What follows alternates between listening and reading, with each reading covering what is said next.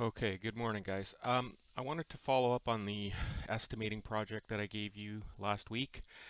I'm going to do a simple example using a simplified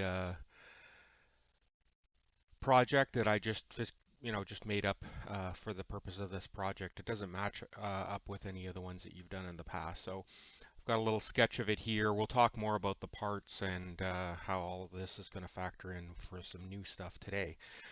But just as a review, when we're calculating board feet, we're taking the thickness times the width times the length times the number of parts, and whatever we get for that, we divide by 144. 144 is how many square inches there are in a 1 foot by 1 foot square.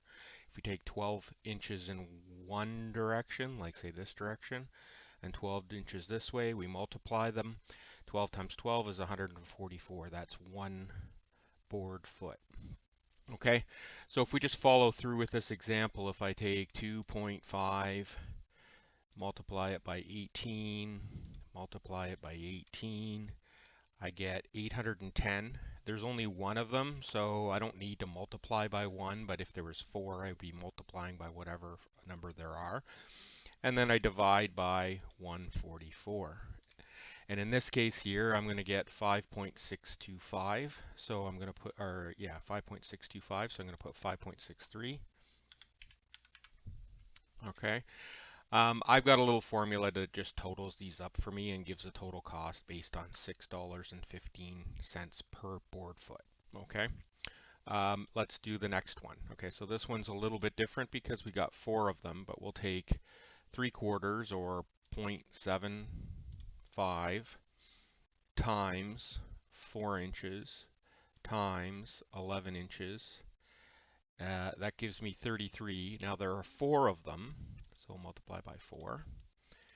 132 divided by 144 square inches, and that gives me 0.92. We'll round it up.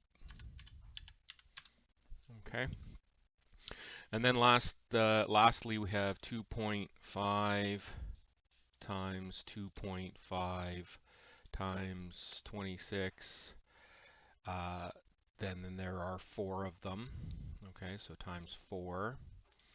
And that gives me 650 divided by 144 equals 4.51.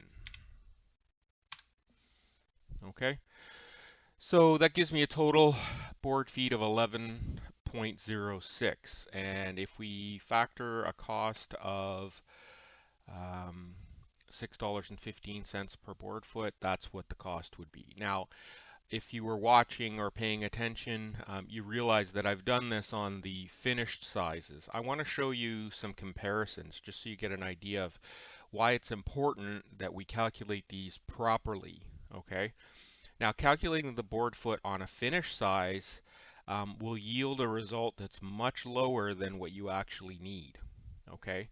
So if you remember from last week, the process was to take these finished sizes and add to them. So if this is my finished lumber, I want this to be the end result, but we have to go through the process of dressing, right? We run it through the planer, we run it through the jointer, miter saw, table saw. All of that reduces the size of the size of the lumber, sorry, down to this. So we need to start with unfinished lumber. If you look at the SketchUp model I have here, I have these in like a weird rough color, and then this is finished color. These sizes are actually larger than these. We'll talk more about that in a minute, but if I calculate the board feet on the finished size, I haven't accounted for or bought from the lumber yard lumber big enough to be dressed. If it has to be still dressed, then all of these pieces will become too small and they're essentially useless for the project I'm trying to build, this little side table. So instead what we have is we have taken those numbers and we've added to each of the thicknesses, we've added 1/4 of an inch. To each of the widths, we added 1/2 of an inch. And each of the lengths, we added a 1 inch. Okay, so if we follow that through, and we do our calculations, 2.75 times 18.5 times 19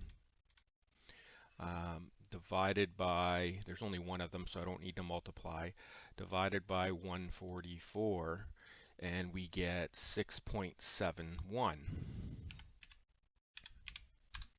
Okay? Um, and if we compare that to our previous chart, I'll just flip back to the other chart. So you can see we're already a whole board foot too low just on this first part. Okay? And then we'll just continue through. So 1 times 4.5 times 12, and there are 4 of them, so times 4 skirt pieces. Divide that by 144, and we end up with 1.5. Okay? And then finally, we have 2.75 times 3 times 27, and there are 4 of them, and divide that by 144, and we get 6.1, we'll call it 19. Okay, so instead of, I have 14 and a half or 14.4 board feet required, or $88 worth of wood, instead of my original, which was 11 and 68. So $20 difference in the calculation so far. If I'm building 4 of these tables, I've just shortchanged myself on material by a factor of $80. Okay. All right, but even these two methods, this is what you did for the last assignment, and this is what most of you've handed in. Some of you are still waiting for them, but hopefully that'll be a bit of a good review for those that didn't hand it in yet. Please do so as soon as you can. But even this is not very accurate, because when I calculate the board feet for a project, I need to take into consideration the cost of board feet for particular types of wood. So for example, if I'm building this tabletop out of 2 3/4 inch wood, that's going to be much more expensive than 1-inch wood, okay, by a significant amount. So when I buy wood from the lumber yard, if I buy a 1-inch thick board, which is typical to the boards that we have been using so far, they're about half the cost or much cheaper than a board that's 3 inches thick. A 3-inch thick board is much more costly. Okay, the other thing that factors in is how wide the board is, so thickness and width. Length is not as much of an issue because trees typically grow very tall, and we get 8, 10, 12, 16-foot lengths easily. But when it comes to the thickness and the width of the board, the tree trunk just doesn't have the volume to accommodate really large numbers in here. So the lumberyard says, well, we're going to charge you a premium for that. So that's one thing that we don't consider in this. Really what we should be doing is we should be separating out the items that are the same thickness, in this case the top and the legs we could use out of the same thickness piece of wood, and then buy a much cheaper piece of wood for the skirting. Okay. So that's where the SketchUp model comes into play. So I'm just going to pop that up like this so you can kind of see a little bit better. So what I've done is I've created this end table. It's 18 inches by 18 inches. The legs are 26 inches tall. You saw all of that from our calculations. And what I did is I modeled each piece individually over here, and then I modeled each piece as though they were coming in as rough lumber. So now I'm not asking you for the purpose of the exercise to model each of those estimating problems, but what I am doing is I want to demonstrate to you how we would actually lay this out on a piece of wood and how we would actually buy the lumber. We wouldn't just fill in an Excel spreadsheet like we did last week. So for this one, you can see that I end up with a piece of wood that's 1/2 an inch wider and 1 inch longer and 1/4 inch thicker than what was in the original chart. Okay, for our skirt pieces, instead of 4 inches, we have 4.5 inches wide. Um, instead of 3/4 of an inch, we have 1 inch, and instead of 11 inches, we have 12 inches. So all of these have been increased in size to accommodate for the fact that we're going to run this through the planer several times. We're going to take it over to the jointer and we're going to do the edges on the jointer, and then we're going to take it to the table saw and rip it up. And all of that's going to create waste that we need to have initially in place before, so that we end up with the right size. Now, if I was going to lay this out, I wouldn't be laying it out, say, like this, because um, to put, to have one big large piece of lumber, because in order to buy an 18-inch wide board, that's super, super expensive. Okay. In fact, it's pretty much um, out of our realm for wood shop. So in this case, what I'm going to do is I'm actually going to make the top out of two pieces. I'm going to split this down the middle, and I'll end up with one piece here and one piece here that we glue up. Okay. Also with these legs, I'm going to position them in a way that I end up with a longer board. So you can see over here in my next image, I have the boards laid out more or less how they would appear on a separate board.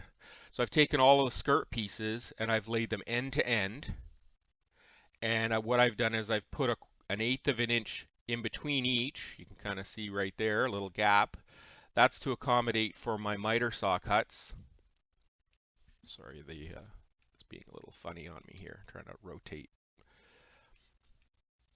There we go. Okay, so if this is a long board, you picture the long board, I've got 1/8 of an inch cuts in between. And then what I've done is taken the top, instead of having a square, cut it down the middle.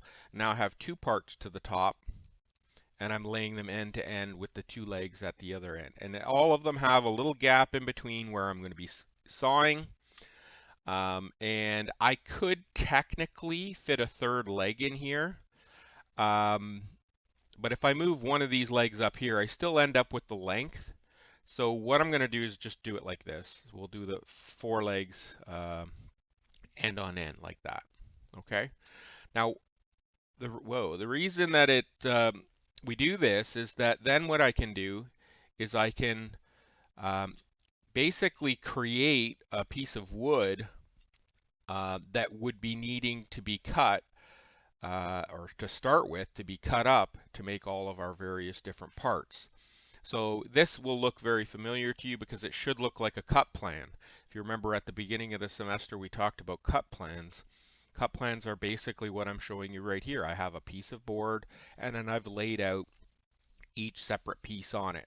And what that does for me is it gives me in the end, so all of these little steps intermediately, all were just to kind of describe my thought process and how you go about taking some raw lumber. Really what happens is it goes from this to this, but we worked backwards because we knew what size we wanted the table. We created the parts. We added the length, the width, and the height to them that I need in order to do them properly, to finish them properly. And then I laid them out in a fashion that would be usable for us on two different types of boards, one 1 inch thick and one 3 inches thick, or 2 3/4 inches thick. And then I end up back to the beginning where I would normally be when I take the lumber off the rack. Okay, and what I end up with, if I use the measuring tool, I end up with a piece of wood that is 4 feet and 3/8 inch long by 4.5 inches, and it should be 1 inch, but yeah, 1 inch. Okay, so if we take a look at our charts again, there it is there. What I'm going to do is I called this method 2. For method 2, we end up with a 48 and 3/8 by 4.5 by 1. That ends up being our skirt. Sorry, that should be labeled skirt. We'll just change that. Okay, and then when we do all of the math, we multiply that all out, we end up with 1.5 board feet. So this piece of wood right here represents 1.5 board feet. Okay. For the thicker part, the one we're going to use to make the tabletop and the legs out of, we have a 2 3/4 inch thick piece of wood, 9.5 inches wide, which is still actually quite wide. We're going to have to, or 9 1/4 inches wide. We're still going to have to pay a pretty good price for that. And then our length becomes just over 7 feet, 7 foot 8, I think it was. But I've converted it into inches, and actually let me not forget. Let me not forget the inch symbols on the end, just for consistency. Okay. So again, to calculate those, if I go to my calculator, we take our 2.75, and then we multiply by 9.25, and then we multiply that by the length of 92.375, and we get this number, which we divide then by 144.